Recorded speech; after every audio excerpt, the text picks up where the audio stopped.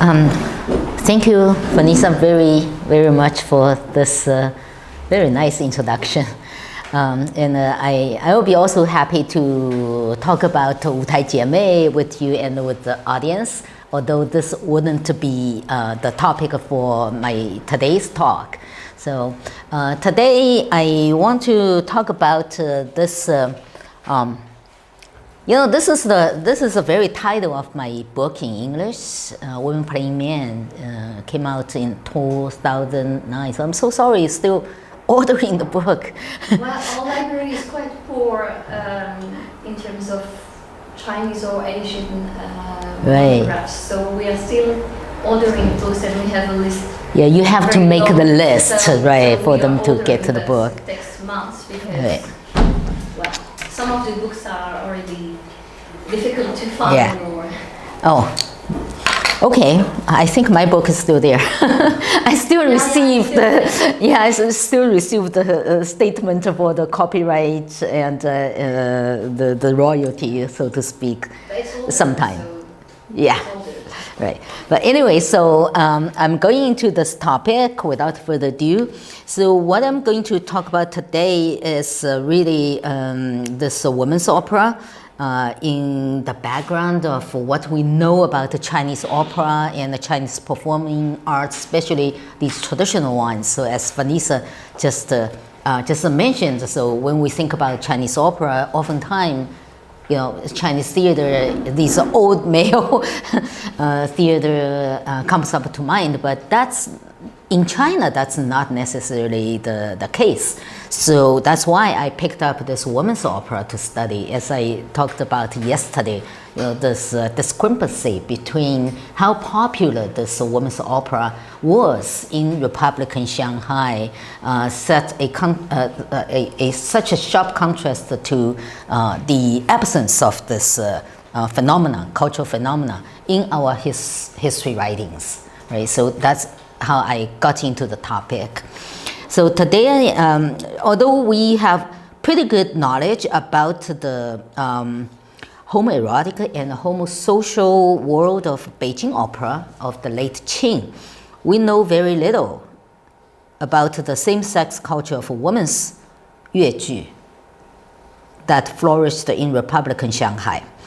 This talk looks at the homosexual aspects in women's opera against the background of the general Republican reformation of sex and gender relations, by juxtaposing the opera's stage representations of heterosexual love by the same-sex cast with the off-stage homoerotic and homosocial relationships within women's opera circle. We will explore a spectrum of possibilities for women in Republican era Shanghai. So first, just some background. Women's 越剧 was a popular theater in which all roles were played by actresses for a largely female audience. The opera first started as an all-girls theater in the countryside of Shenzhen in Zhejiang province in the early 1920s. It became extremely popular in Shanghai in the 1930s and 1940s, and its influences spread throughout the mainland, Hong Kong, and Taiwan in the 1950s and the 1960s. In the course of a half-century, a traditional form was reshaped by modern conditions to become an important part of an emerging urban mass culture. One of the most important factors in this development was women's entrance into the cultural market. While women were avid readers of butterfly literature and authors of love stories, their entrance into the opera market as actresses and spectators was central to the transformation of the male-dominated opera culture of the Qing dynasty to a female-centered one in the 20th century, of which women's 越剧 was perhaps the most important manifestation.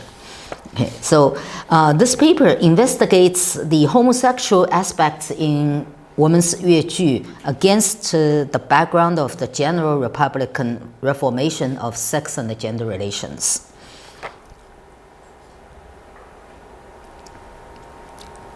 So this is actually the cover of my book. Okay. Same-sex performance as modern eroticism. Intimacy between opposite sexes had no place in traditional Confucian system of propriety. In Republican Shanghai, a city that absorbed a great deal of Western influence, Chinese youngsters began to openly pursue Western-style socialization, imitating foreigners they observed in the streets, at parties, or in Hollywood films. Their public display of intimacy was, however, an embarrassment for many others. Republican Shanghai was still a society where free expression of love and intimacy between heterosexual lovers was yet to become the norm. Ironically, the foreigners perceived in such free expression of love in the public domain enhanced the pleasure in viewing just such acts. It is not surprising, therefore, that Hollywood love dramas became big hits in Shanghai's entertainment market. One salient feature of Republican Shanghai's popular culture was the obsession with heterosexual love, which replaced the crude peasant pornography to become the main theme for minor operas striving to survive in the city. Feature films and especially Hollywood love dramas had much impact on minor operas such as 越剧, 沪剧, 淮剧, so on and so forth, in search of their own acting styles different from Beijing opera's stiff masculine mode. Scenes common in these films, Hollywood films mostly, a handsome young man holding hands with, hugging or kissing a pretty young woman, lovers exchanging affectionate looks with each other, exemplified the so-called natural expressions of passion and intimacy to minor opera performers, all the while instilling the Chinese viewer a modern form of erotic sensibility. Opera stage was, however, very different from the movie screen. It is one thing to perform before the camera, and it is another thing to perform passionate love before a live audience.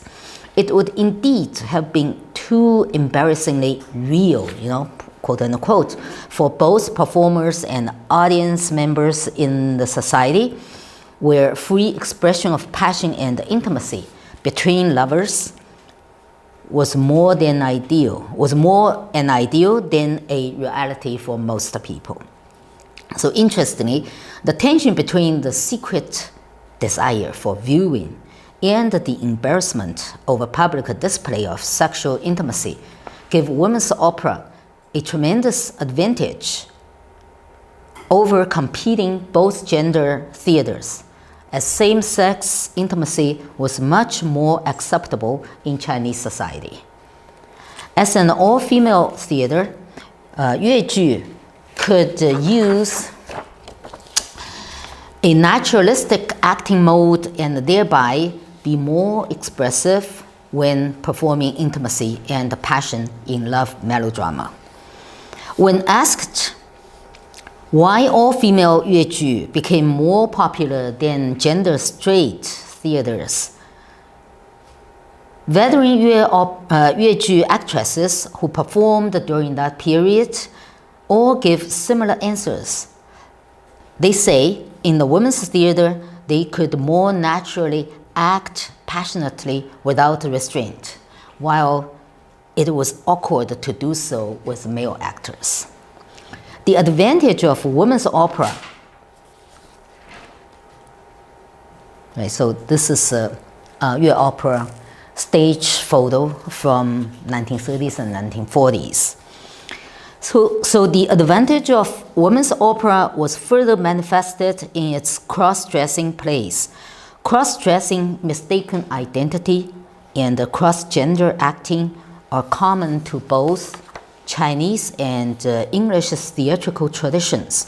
The most notable in the English traditions being the Shakespeare plays that employed all three techniques.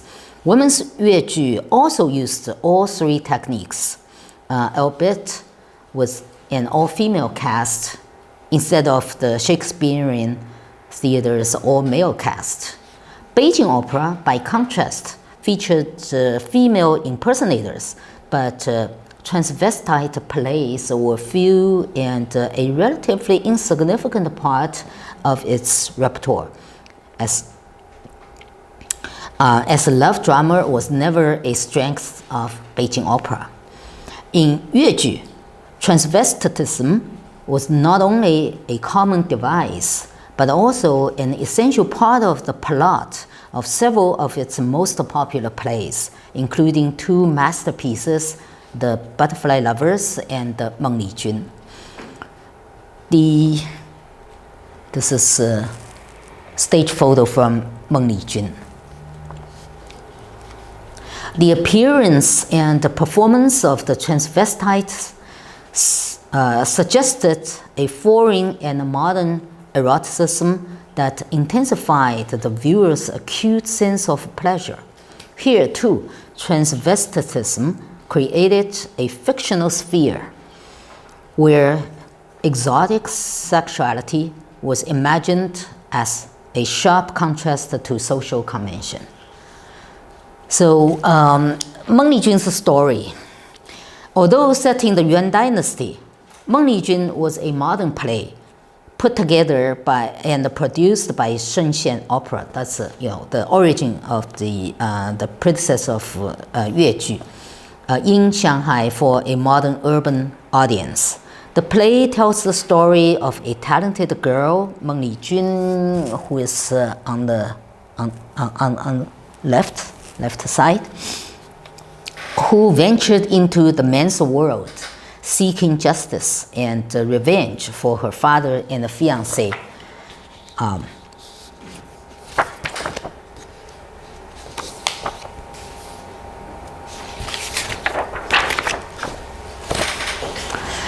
Both her father and the fiancé were high officials persecuted by bad elements in the court of the Chen Emperor of the Yuan dynasty.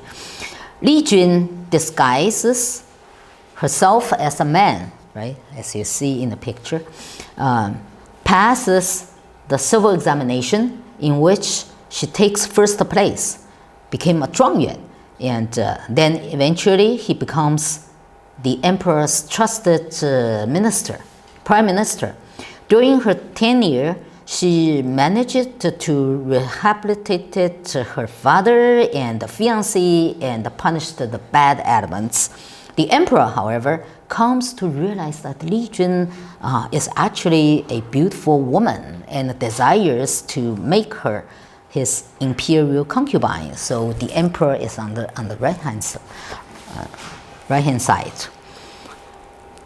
Li Jun remains loyal to her fiancé, however, and at the end, Li Jun resumes her life as a woman and marries her fiancé with the emperor's blessing.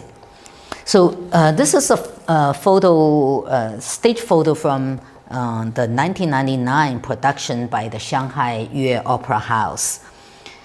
So this production was actually with details comparable to the late 1930s audio recording of the play, employing an all-female cast. So we, because I don't have the stage photos for the 1930s production, so I figured that this representative in a way, because I checked with the audio tapes from the early production, and the plots are roughly the same.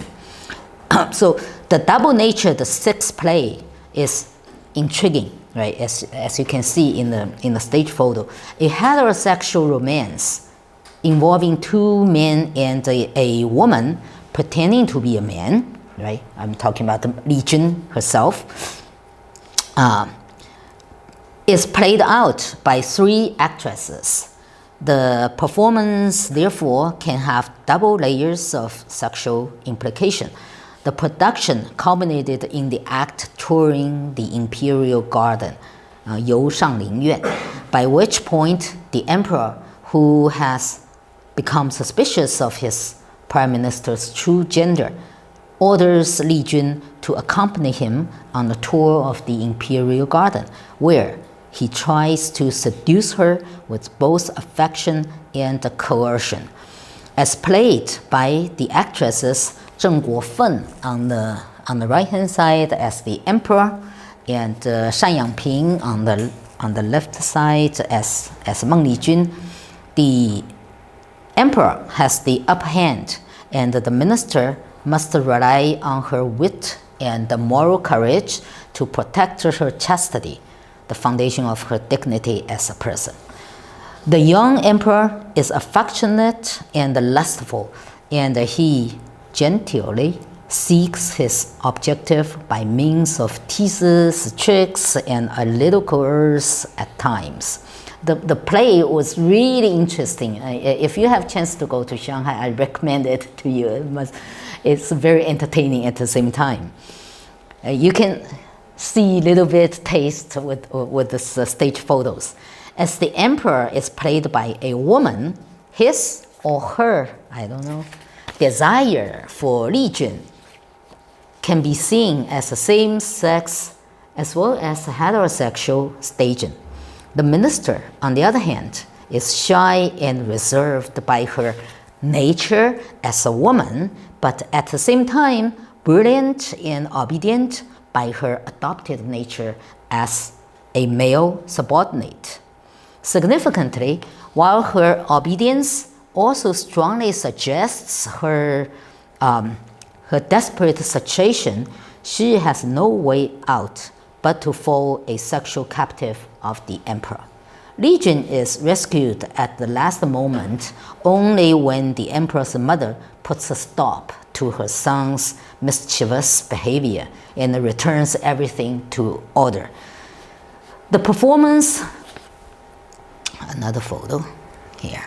So you can see the emperor trying to flirt with his captive. Right?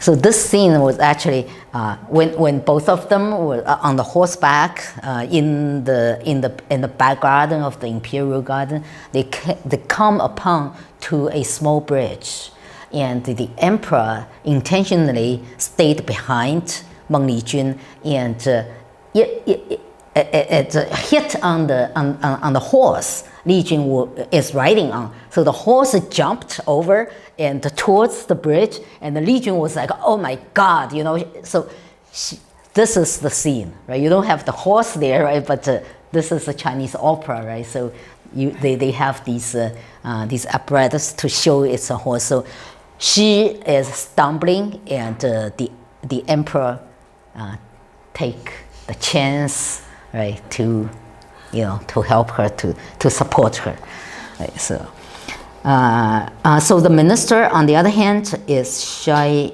Okay, so so yeah, basically she has no way out until the emperor's mother stopped her son, for the sake of the state, right, so to speak. So the performance not only comforts the audience by driving home the traditional virtues of loyalty and chastity, but also takes the audience on a ride in the fantasy world of dangerous pleasures, namely seduction of and by ambiguously gendered characters, carried out according to the rules of intricate and fluid sex games. So the next section, cross-dressing photographical performance. Right. So the couple we see in this picture are actually 2 actresses and stage partners in women's opera. Ma Zhanghua, who posed in the picture as the feminine, beautiful bride, right? Ma Zhanghua was actually a male impersonator, famed for her roles as playful, passionate young men, while Yuan Xuefen, who posed as the handsome groom, specialized in virtuous young female roles. So they reversed their stage roles in this picture. The picture was probably taken in the years between 1938 and 1940, when the two were performing together at the Dialect Theater in Shanghai's foreign settlement. They maintained a cordial working relationship, but personality differences kept them distant in their personal lives. Shortly after, Ma Zhanghua retired from Dialect Theater upon her marriage to the son of one of her patrons. 1 year later, Ma Zhanghua died of tuberculosis. Yuan Xuefen, still a teenager at the time when the picture was taken, went on with her performing career and later became the head of the prestigious Shanghai Yue Opera Company in the People's Republic of China. So she had a long career to go. She is still active today in, she just died like 2 years ago. So she had been active until 2 years ago when she passed away, working for the betterment of the opera. So this picture is visually pleasing, but its meaning is elusive. The picture represents a fictional event, two actresses made up as fictional wedding partners, but contains references to real wedding studio photograph, such as the subject's attire, flowers, and poses. This picture probably first displayed in the window of the studio and later also used in Yuan Xuefen's promotional publications was obviously a form of performance. Obvious because the subjects were well-known actresses and stage partners, and no one living in the mass culture of the day would have mistaken it for a real wedding picture. Obvious also because homosexual marriage never existed in the public realm of the time. The picture was, therefore, not meant to be a representation of the contemporary gender norm, but rather a representation or a gesture suggesting an erotic, playful, and exotic world of boundless possibilities of gender-sex transgression in the theater. As a parody of the gender roles played out on the stage of women's opera, the picture effectively highlighted the intriguing interchangeability of gender, which was crucial to the success of women's opera in Republican Shanghai. Like the cross-dressing in the picture, theatrical transvestitism was not meant to represent the current social norm, but rather to present a construct of fluid gender in the fictional world. The contrast between the two worlds was effective.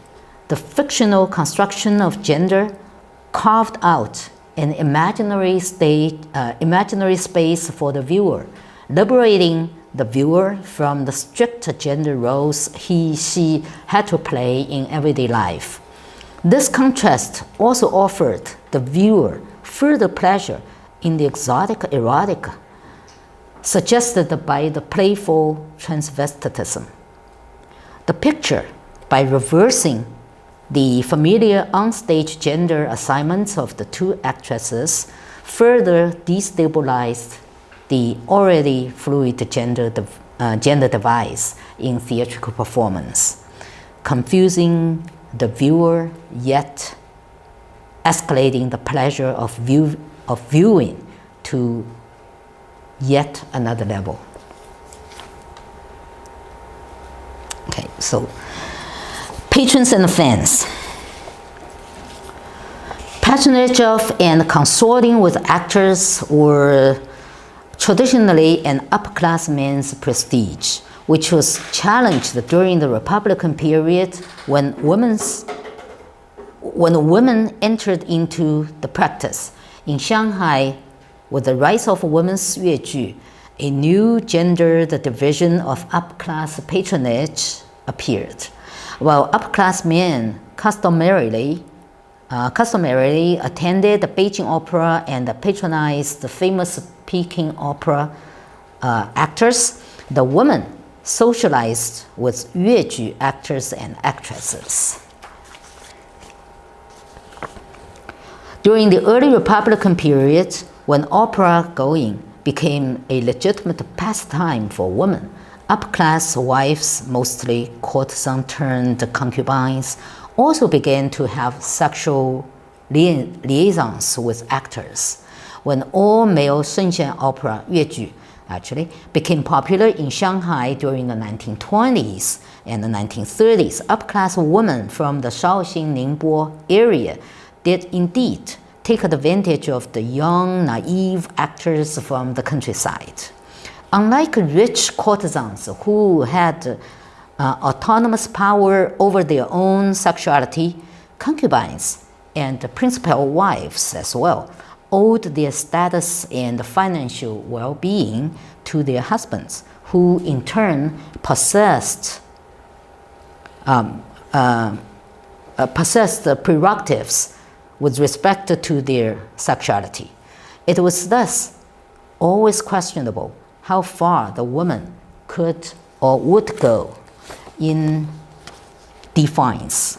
Thus, when women's opera and its actresses became publicly accessible, both concubines and principal wives turned openly to these sources of legitimate involvement. Concerned primarily with the well-being of the familial and the social structure, the Chinese patriarchal system was largely silent on intimate relationships between women, an area seemingly of little consequence to patriarchal authority. Xiaobai Yumei explained to me, a veteran 越剧 performers back in the 1930s and 1940s. So she explained to me the mentality of husbands. Husbands, she said, were not worried when their wives became passionate about women's 越剧 actresses and close to the actresses, because this was, use her own word, just a woman's thing. Nothing serious could happen between women, right? And by this, she meant there would not be scandal resulting from pregnancy. Right?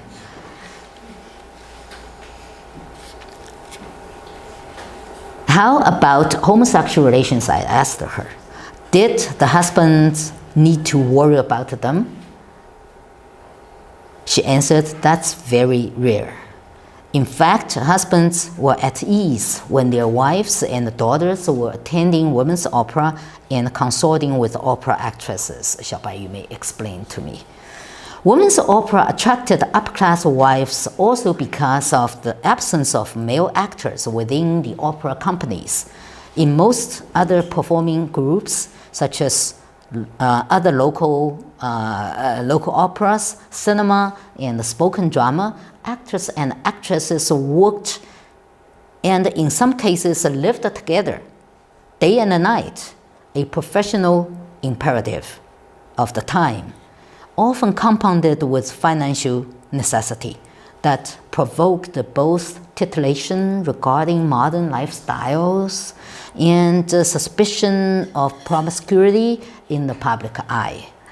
Stories about sexual relationships between male and female stars were a never-ending topic of tabloids and social gossip, invoking centuries-old stereotype of actors as promiscuous.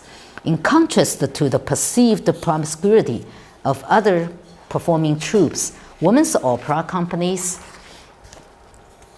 appeared to be pure and clean, with a hint of virtue and chastity. Actresses, mostly unmarried young girls around 20 years of age from the countryside, looked as though they were begging for protection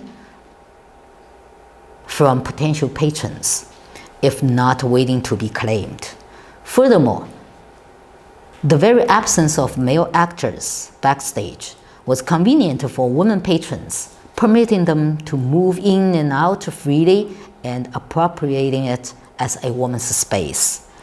As housewives who did not have independent social status apart from that of their husbands, these women did not have any formal role to play in the public domain. For them, thus, more than for their men, theater-going and the patronizing actors were not merely entertaining, but also a practice of socializing, boundary crossing, and empowerment.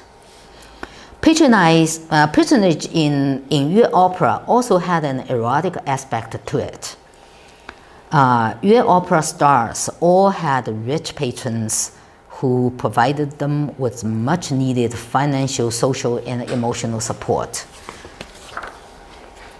The erotic aspect of patronage is an unspeakable open secret.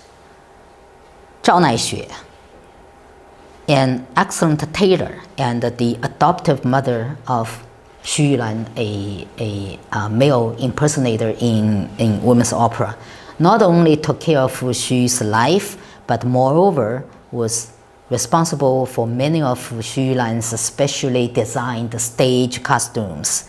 Xu Yulan moved in with Zhao in 1946 and lived with her for many years until Xu got married in 1954. Right? So during Xu's sickness in 1946, Zhao, the adoptive mother, so to speak, the adoptive mother was really only a few years older than the actress. Zhao acted as Xu's parent, not only caring for her on the side of her sickbed, but also defending her against her boss, Zhang Chunfan's demand for her performance. Xu's own mother later also came to Shanghai from the countryside of Shaoxing and lived with her. But as a rural woman, her mother could not provide the kind of social support for Xu Yulan as Zhao did. Xu's alleged homosexual relationship with Zhao, however, could perhaps never find proofs. The young male impersonators was a crucial figure in the homoerotic and homosocial world of women's yueju, for she alone determined a special female sexual sensibility, unique in modern Chinese theaters. So this is a picture of a very handsome male impersonator back in 1941, whose name is Li Yanfang. And the role she played is in the Waterloo Bridge, right? So in Chinese, the translation is 魂断蓝桥. So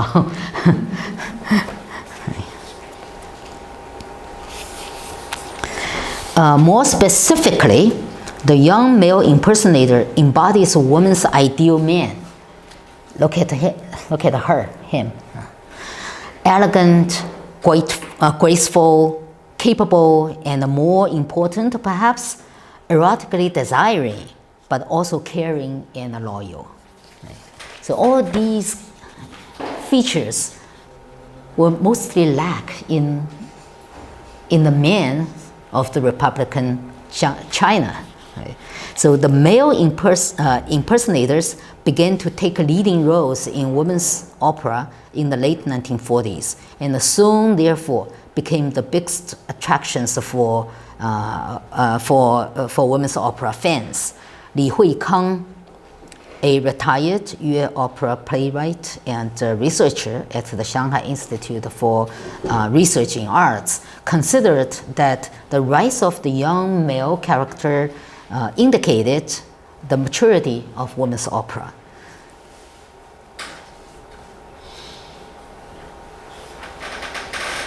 But Lu Xun's comments, I think, on the gendered spectatorship of Mei Lanfang's performances are perhaps more useful for our understanding of the Yue opera case. Men and women, Lu Xun observed, saw different things in Mei Lanfang's performance. Men observing the woman created by men, while women observe men playing women. Similarly, one can say that in 越剧, women observed the man created by actresses, while men watched the women performing men. The theory remains simple.